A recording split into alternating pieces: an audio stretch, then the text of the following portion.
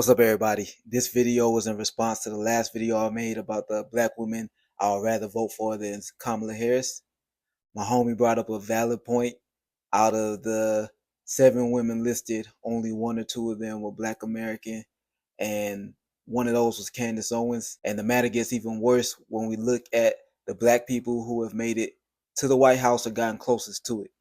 You got Kamala, Jamaican American; Obama, Kenyan American; Shirley Chisholm, Barbadian or Bajan American. You don't find that suspicious? This says a lot about the system.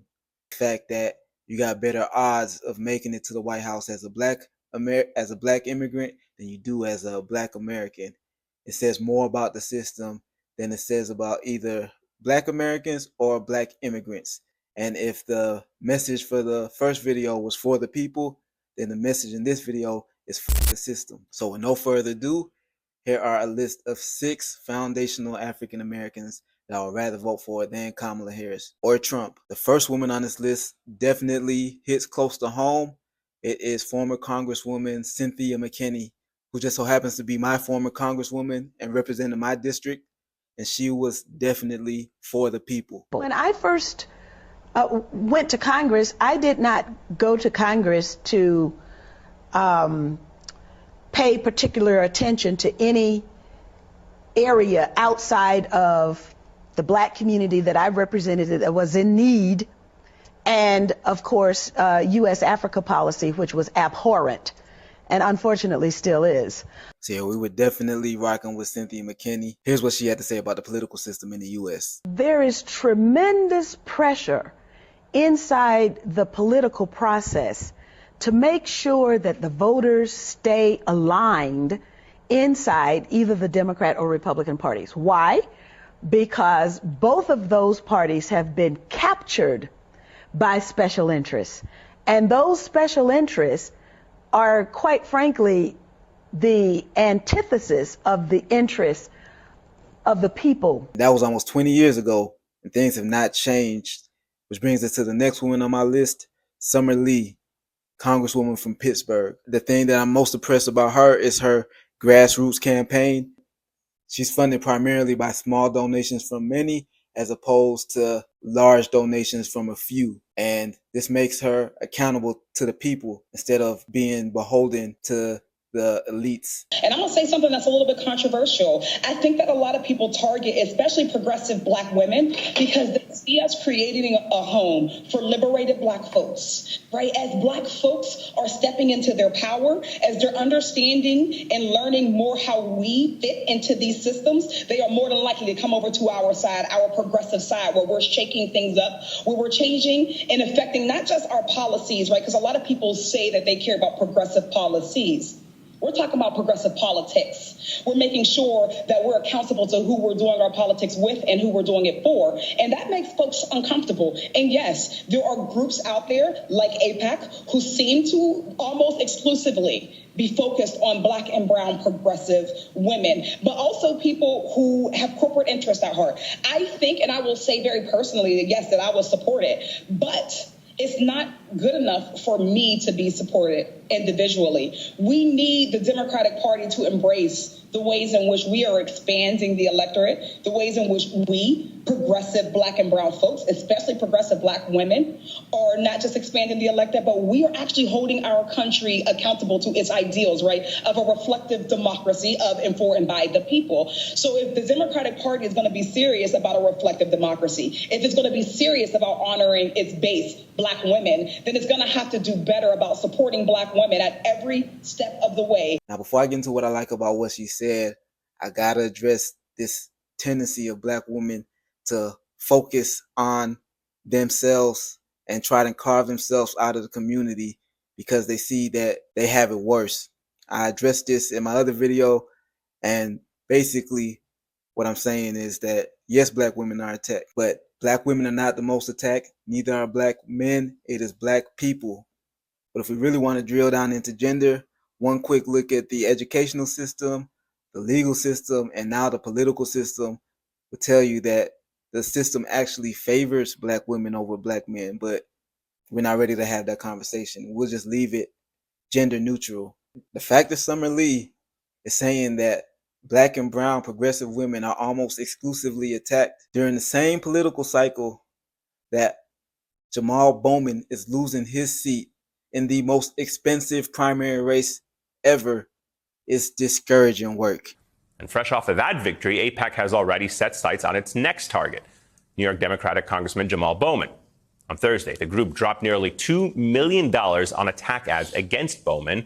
With that influx of funds and a challenger handpicked by AIPAC, it is no surprise that New York Magazine has dubbed Bowman, quote, the most endangered Democrat in America.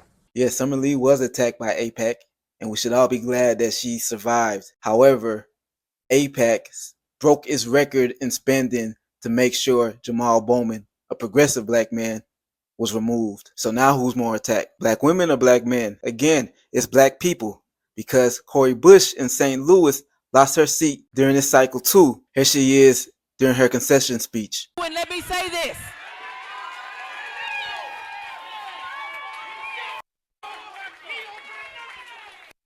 AIPAC, I'm coming to tear your kingdom down.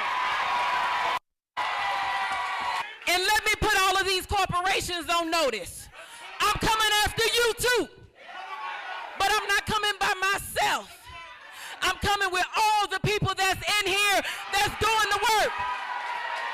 Now, even with the gynocentrism, I'm still rocking with Summer Lee because there's a lot about what she said that I did like. Right now, both parties, both campaigns are parading black women left and right because they know how influential your vote can be to sway this election. And they're pulling out all the tricks in the bag, doing all the smoke and mirrors, pretty much doing everything they can to get your vote instead of treating you like a serious constituent. At least Summer Lee's trying to get something out of it. She's saying, since black women have this power, we can use it to your benefit, but we got to benefit from it too. The next takeaway from everything that we've covered so far is about these two parties, the Democrats and the Republicans. Because you'll see that we actually do have politicians, and we've always had politicians that have been looking out for the best interests of the people.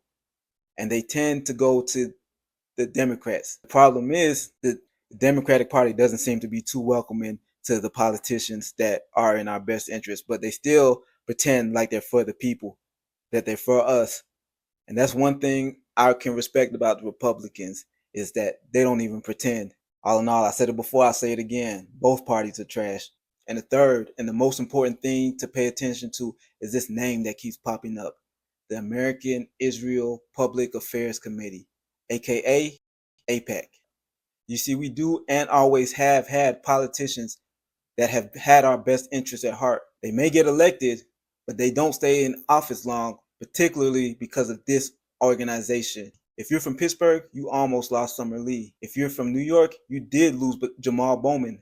If you're from St. Louis, you lost Cori Bush. And if you're from Stone Mountain like me, then you lost a real one almost 20 years ago. Politically assaulted to such an extent that my father had to ask the question publicly, what does Stone Mountain, Georgia have to do with Israel? What I was doing was servicing the needs of my constituents. And I was not allowed to do that because I did not toe the line on U.S. policy for Israel. And while Cori Bush has vowed some Game of Thrones red wedding revenge against AIPAC, I'm about to be on some real murder shit, eh? the homegirl is on a first name basis with the leadership. Good morning, AIPAC. Good morning. What an honor. Lillian, congratulations on your outstanding presidency, and it's great to be with you again this year. I also want to thank AIPAC's Executive Director, Howard Kaur, and I'm just thrilled to see all of the students in the audience. I believe Israel should never be a partisan issue, and as long as I'm a United States Senator, I will do everything in my power to ensure broad and bipartisan support for Israel's security and right to self-defense. All I'm saying, black people, is get you a candidate that looks at you like this instead of talks to you like this. So I'm not going to sit here and say I'm going to do something that's only going to benefit black people. No. Now, the next person on this list is another woman who also hits close to home, Nana Marimba Annie, who I've been fortunate enough to meet a few times while attending her lectures. She's an anthropologist and author, and when it comes to what Africans need to do to heal from the transgressions that have occurred to us in the past and the present and move forward, there's no one's expertise who I would trust more. Here she is talking about Obama all the way back in '08, but she might as well be talking about Kamala Harris today. Who did the financing? Who chose? We say we chose. We didn't choose. By the time we got to the election, the choice had already been made. It is about where you get your support from in terms of your financing. That is what the system is about. It is, by definition, an unprincipled system because you are supposed to compromise on principle in order to get what you think is power. That's what the system is about, not whether a person is good or not. The next, what I see as implication of this, and that is the Jewish connection, which must be understood. Because we fought that in the civil rights movement. And I was a part of the Southern student movement in Mississippi, and all the time we had to fight for control of our own movement. Now what has happened is that he has allowed that control to come into place because he was picked and chosen. Now the next woman on this list is one of these two lawyers. Which one is it? Any, meeny, you already know. Team bus drivers. Where my bus drivers at? Stand up. Now, but for real, Ayanna Van Zandt is on this list because she's been putting in work to help bring black women and black men together. Births are going down, marriages are going down, divorces are going up. That shit don't bother y'all? Now, I'll be honest, I haven't really been following either campaign, so I don't know if they have any plans to address this. But when it comes to issues like this, I do know where Kamala stands on two issues. I do know Kamala is a strong advocate for abortion rights, and I am too. I do believe parenthood should be planned. I'm definitely pro-choice, but I'm also pro-life, and not pro-life in the sense of forcing people to live with mistakes. Pro-life in the sense that we should be creating conditions and environments that are conducive to healthy, happy lives and families. And the only other issue somewhat related to this where I know where Kamala stands is the LGBT community and same-sex marriage. But to be honest, you don't hear too much campaigning about same-sex marriage issues, which makes sense though, because in my lifetime, we've gone from same-sex marriages being legal in only a few states and jurisdictions to now being legal nationwide. So I guess they're good. They've worked their way through the L, the G, the B. Now they're just working on the T. And in the same period of time, what do we got in black people? Reparations? Nope. Prison reform? Nope. Anti-lynching? Hate crime? Nope. Nope. I would say we got a holiday that we didn't ask for, but everybody else got that holiday too. So I don't know if we can count that. But we can expect things to be better under Kamala, right? No. Well, damn. Okay. Moving on. Now, if you didn't appreciate Ayanna being on this list, then you're going to be big man with the next election. The next woman I'd rather vote for than Kamala Harris is Shahrazad Ali, who made a lot of noise with her two books, The Black Man's Guide to Understanding the Black Woman and The Black Woman's Guide to Understanding the Black Man. Many people accuse you of wanting to see the black woman at a point of submission. Is that where you want to see a black woman in the 1990s? Well, it depends on how you define submission. Those words have a tendency to have a negative connotation for us because of how they were used against us during slavery and what we connect them to. But actually, the kind of submission that I'm referring to just means cooperation and agreement. I don't think that anybody could say that I represent a woman who is subjugated in any kind of way. I don't think that anybody could say that my personality sounds like some man has me somewhere crawling around on the ground or walking 10 paces behind him. So I'm not representing that. I'm representing strength. I'm saying that we have a lot of power. We have power to make heaven and hell for our men. And I'm saying let's try making heaven. Let's try to build him up. If a man has his woman behind him, he will believe he can do anything. And all we need to do is to get our men to believe that they can do anything. These two women, along with the Godfather, the late, great Kevin Samuels, have done more, in my knowledge, have done more than any other people to bring black women and black men together.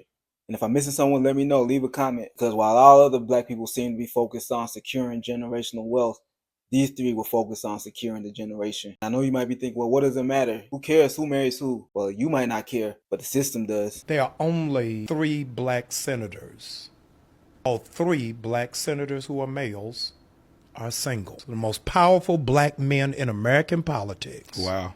From Tim Scott, Raphael Warnock, in New Jersey. What's my guy's name? Cory Booker. Yeah, Cory Booker. Is single. The flip side, Sergeant, the most powerful black women in American politics are married to white men. Now, to me personally, I don't care. Marry who you want to marry, even if they're a different race or the same sex. In fact, don't get married. I don't care. What I do have an issue with is that in this political system, it seems that if you're a black politician, the odds of you advancing decreases if you have a black spouse. Last on this list, we have Assata Shakur. Now, I know you're thinking I'm wilding for including a woman who's wanted by the FBI for a crime she didn't commit, but we already know the White House don't do background checks, so we Gucci. Now, but for real, the reason why I'm in this list with Assata Shakur is to drive home 2 messages. One, yes, I know it's far-fetched, and she has almost a 0% chance of becoming president. But any politician that acts in the interest of the people has the same odds of becoming president as her. The second reason she's on this list is to encourage you black card-carrying Democrats or black card-carrying Republicans to raise your standards. Instead of comparing the Republicans to the Democrats and vice versa, you need to be comparing your parties to the black political party that has done more for black people than either of these two has ever done, and has done it in the shortest amount of time with the fewest amount of resources, all while being persecuted by the prosecutors, maligned by the media, and infiltrated by intelligence. Why are the Black Panthers building their own medical center? Well, first of all, the Black Panther Party are tuned to the needs of black people and other oppressed people. It's opened a free medical center for the same purpose we opened a free breakfast center, free breakfast program. It's to let the people know that we are concerned with their basic needs and desires, and also to educate the people to the fundamentals of socialism, and also to heighten the contradictions within this capitalistic system. When I mean heighten the contradictions, all I'm saying is that just let the people be aware of the fact that the Black Panther Party, an organization which only been existing since 1966, is taking care of people, helping them as far as health care is concerned, and the federal government with all its wealth and resources not doing anything on a major scale, you know.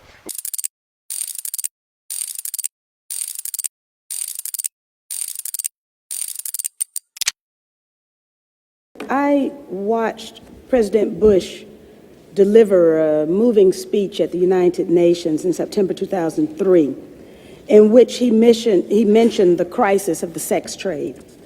The president called for the punishment of those involved in this horrible business. But at the very moment of that speech, DynCorp was exposed for having been involved in the buying and selling of young women and children. I've been in this industry 12 years. I'ma tell y'all one little secret. There's some weird shit going on, and some of these artists be here to police it. While all of this was going on, DynCorp kept the Pentagon contract to administer the smallpox and anthrax vaccines, and is now working on a plague vaccine through the Joint Vaccine Acquisition Program. Mr. Secretary, is it policy of the U.S. government to reward companies that traffic in women and little girls? That you're playing your sister, or better yet, selling your niece to the weirdos, not the good ones. Cat Williams, I gave you the truth, so I'ma get mines. The embassy about to get raided too. It's only a matter of time. The answer to your first question is no, absolutely not. Well, how do you explain the fact that DynCorp and its successor companies have received and continue to receive government contracts? There are times that corporations do things they should not do, in which case they tend to be suspended for some period. There are times then that under the laws and the rules and regulations that passed by the Congress and implemented by the executive branch, that corporations can get off of out of the penalty box, if you will, and be permitted to engage in contracts with the government. They're not generally not barred in perpetuity. This company was never in the penalty box.